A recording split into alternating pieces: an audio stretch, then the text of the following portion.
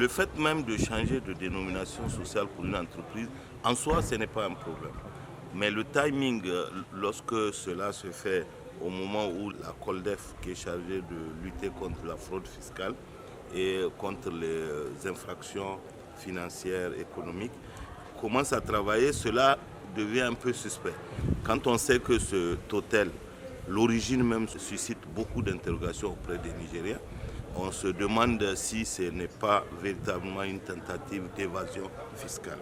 C'est important que la COLDEF et les autorités s'intéressent de près à ce bâtiment qui est construit quand même sur un terrain qui appartient à l'État et nous ne connaissons pas les conditions dans lesquelles ce Total a été construit. Donc il est important que la COLDEF s'intéresse à ce dossier et permette de dénouer les fils de ce qui est présentement un imbroglio politico-économique. Moi, j'ai fait une remarque lors du Conseil des ministres d'avant-hier. J'ai remarqué qu'il y a 5 ou 6 membres de la défunte Cour des comptes qui ont été formés à coût de plusieurs centaines de millions par l'État du Niger pour acquérir des compétences en matière de contrôle et d'investigation et qui sont aujourd'hui nommés à des postes où ils ne mettront pas en œuvre leurs compétences.